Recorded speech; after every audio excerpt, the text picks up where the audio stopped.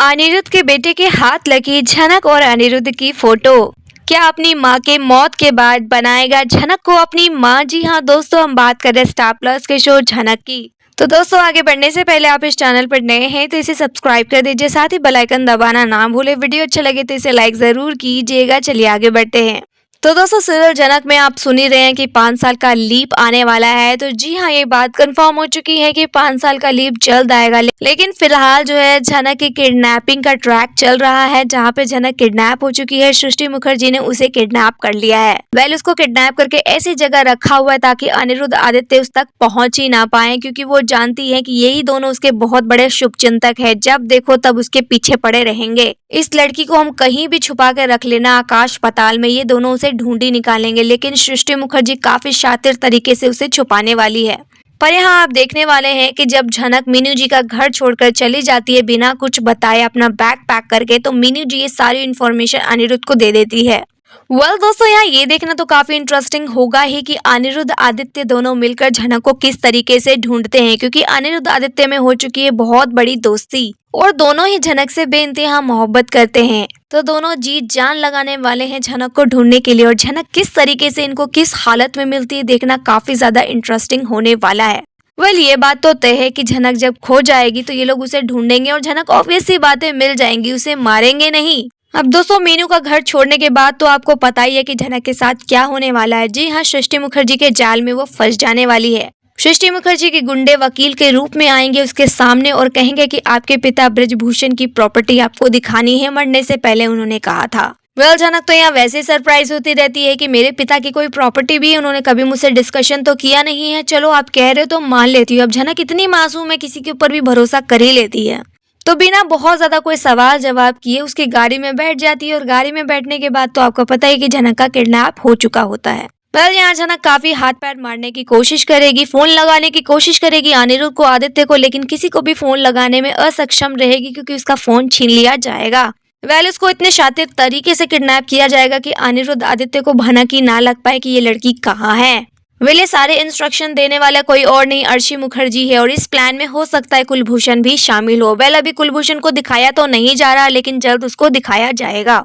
पर यहाँ देखने वाले हैं कि जब झनक इस तरीके से मीनू का घर छोड़कर जाने वाली है तो यहाँ पर मीनू जी जरूर बताएंगी अनिरुद्ध को कि झनक जो है जा चुकी है, यहाँ से कहाँ गई है कुछ नहीं बताया, और ऐसे ही चली गई इतनी आधी रात को।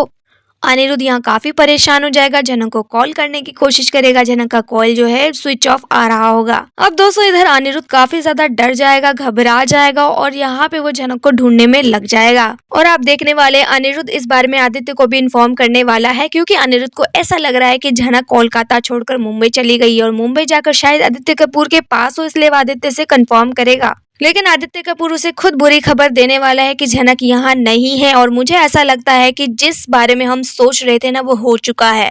यानी झनक का फोन मैं भी ट्राई कर रहा हूँ, तुम भी ट्राई कर रहे हो, किसी का भी फोन वो पिक नहीं कर रही है, इसका मतलब झनक का किडनैप हो चुका है। तो दोस्तों, यहाँ देखना काफी ज्यादा इंटरेस्टिंग होने वाला है कि आदित्य अनिरुद्ध दोनों मिलकर किस तरीके से झनक को ढूंढते हैं। क्या ये लोग झनक के ठिकाने का पता लगा पाएंगे या नहीं लगा पाएंगे, देखना काफी ज्यादा दिलचस्प होगा, क्योंकि भाई झनक शो की मेन लीड है तो उसे मार नहीं सकते। पर हाँ, शो को थोड़ा इंटरेस्टिंग बनाने के लिए उसको किडनैप कर दिया जाता है, उसे गोली चलवा दी जाती है, कुछ भी हो सकता है, लेकिन झनक किडनैपिंग के बाद मिल जाने वाली है। और उसे अनिरुद्ध ढूंढेगा या आदित्य ढूंढेगा, ये देखना भी काफी ज्यादा इंटरेस्टिंग होगा। लेकिन दोस्तों, उसके बाद 5 साल का लीप आएगा। जी हाँ, यही लास्ट एपिसोड होने वाला है, जिसके बाद 5 साल का लीप आपको देखने को मिलने वाला है, जहाँ पर ये भी बताया जा रहा है, कई खबरें आ रही हैं कि अर्शी मुखर्जी की मौत हो जाएगी। जी हाँ, अर्शी मुखर्जी की यहाँ मौत हो जाने वाली है, क्योंकि उसको कोई गंभीर बीमारी लग जाएगी। जी हाँ, उसको कोई गंभीर बीमारी हो जाएगी जिससे वो जूझ रही होगी, उसका इलाज भी चल रहा होगा, लेकिन अंत में डॉक्टर ये कह देंगे कि हम अर्शी को नहीं बचा पाएंगे क्योंकि उसको बहुत गंभीर बीमारी है। उसके बाद आप देखने वाले हैं कि अर्शी का जो बेटा होगा ना, वही झनक और अनिरुद्ध को मिलाने का जरिया बनने वाला है। कहाँ उसकी माँ ने अनिरुद्ध और झनक को अलग कर दिया था, लेकिन यही बेटा होगा जो दोनों को मिलाएगा। दोस्तों, यहाँ पे अर्शी भले ही इन दोनों के बीच में कबाब की हड्डी बनी, लेकिन कहते हैं ना कि जब किसी के साथ बुरा करो तो आपको उसका रिटर्न जरूर मिलता है। तो यहाँ पे अर्शी मुखर्जी ने अनिरुद्ध का दिल दुखाने के लिए, झनक का दिल दुखाने के लिए, उनसे बदला लेने के लिए जानबूझकर शादी कर ली। अब शादी करने के बाद इन लोगों की जो बद्दुआएं हैं तो वो अर्शी को लगी ही है।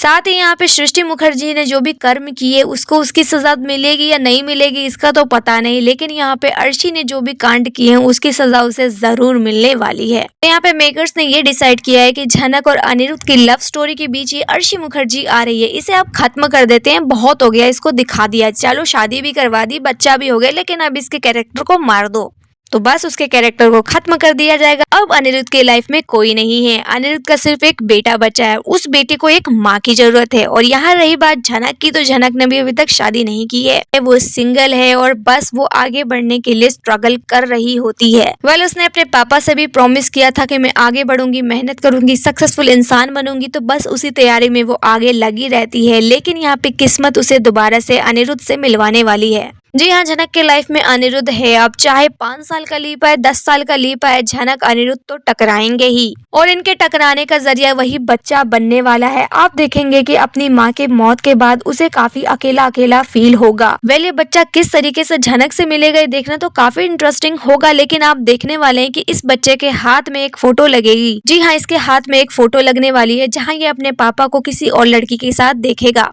क्योंकि इसने एल्बम में जितनी भी फोटो देखी है उन सभी फोटोज में अनिरुद्ध अर्शी के साथ है, लेकिन एक फोटो में अनिरुद्ध किसी और लड़की यानी झनक के साथ है। तो इस बच्चे की नजर झनक पे पड़ने वाली है और कहेगा कि पापा ये लड़की कौन है ये लड़की, मुझे बताइए। अब अनिरुद्ध झनक की फोटो देखकर काफी इमोशनल हो जाएगा, उसे झनक की याद आने लग जाएगी, 5 साल हो गए झनक से वो मिला नहीं है। तो बच्चा देखेगा कि इसकी फोटो देख के मेरे पापा न जाने कहाँ गुम हो गए, वो अपने पापा का बोलेगा कि पापा बताओ ये लड़की कौन है, आप इसे जानते हो।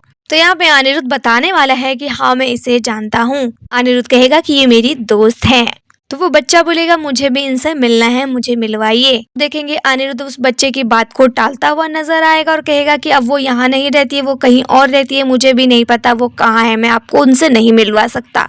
तो दोस्तों यहाँ अनिरुद्ध भले ही उस बच्चे को झनक से मिलवाए या ना मिलवाए, लेकिन ये बच्चा अनिरुद्ध को झनक से जरूर मिलवाएगा। जी हाँ, कुछ ऐसा सीन क्रिएट हो जाएगा कि झनक से ये बच्चा मिलेगा और झनक जो इस बच्चे को जानने पहचानने लग जाएगी, उससे दोस्ती हो जाएगी, लेकिन झनक को ये नहीं पता चलेगा कि ये बच्चा अर्शी का बच्चा है। जी हाँ, बिल्कुल वैसे ही जैसे आपने मूवी कुछ कुछ होता है में देखा है कि जहाँ पे काजोल को पता ही नहीं होता कि वो बच्ची शाहरुख खान की बच्ची है, सेम यहाँ पे झनक को भी नहीं पता चलेगा कि ये बच्चा जो अनिरुद्ध का बच्चा है, वही अनिरुद्ध जिससे वो बहुत प्यार करती थी। तो यहाँ पे झनक उससे पूछेगी भी अपने पापा का नाम बताओ, अपनी मम्मा का नाम बताओ, और आप देखेंगे एक दिन आएगा जब झनक के सामने वो अपने पिता को लाकर खड़ा कर देगा। अनिरुद्ध को अपने सामने पाकर झनक एकदम से सन्न हो जाएगी और अनिरुद्ध को देखकर काफी इमोशनल हो जाएगी, उस बच्चे को देखकर भी काफी इमोशनल हो जाएगी। वेल यहाँ पे दोस्तों आप देखेंगे कि झनक को ये अभी तक नहीं पता चलेगा कि अर्शी की मौत हो चुकी है। यहाँ अर्शी मर चुकी है, उसके कैरेक्टर को मार दिया गया है, ये अभी तक झनक को नहीं पता चलेगा। लेकिन आप देखेंगे कि वो बच्चा जो है झनक में अपनी माँ ढूंढने की कोशिश करता है, क्योंकि झनक जिस तरीके से उससे प्यार से बातें करती है, उसका ख्याल रखती है, उसे ऐसा लगता है कि मेरी माँ भी मेरे साथ ऐसा ही किया करती थी। तो जब जब वो झनक से मिलेगा वो बार बार कहेगा कि मेरी मम्मा भी ऐसी करती है, मेरी मम्मा भी वैसी ही करती है। लेकिन जब उसे ये पता चलेगा कि ये अनिरुद्ध का बच्चा है, अर्शी मुखर्जी का बच्चा है, तो वो उस बच्चे से दूर जाने की कोशिश करेगी। लेकिन वो बच्चा जो है झनक को अपने से दूर नहीं जाने देगा और अपने पिता से डिमांड करेगा कि आप इनसे शादी कर लो। वो बच्चा धीरे धीरे झनक को ये भी बता देगा कि मेरी मम्मा अब इस दुनिया में नहीं है, मेरे पापा कहते हैं कि वो भगवान के पास चली गई हैं, तो अब वो वापस नहीं आएगी। झनक को ये देखकर काफी बुरा लगता है और उस बच्चे का और ज्यादा ध्यान रखने लग जाती है। लेकिन जब उसे यही पता चल जाएगा कि अनिरुद्ध का बच्चा है तो उसे काफी ज्यादा बुरा लगेगा और वो कहेगा कि अपने बच्चे को मेरे पास से लेकर चले जाइए। तो दोस्तों इस तरीके से झनक की कुछ कहानी हो सकती है लीप के बाद। वेल दोस्तों यहाँ आपकी क्या राय है, आप हमें कमेंट में बताइए। वीडियो अच्छा लगे तो इसे लाइक कीजिए, सब्सक्राइब कीजिए फॉर मोर अपडेट्स। धन्यवाद।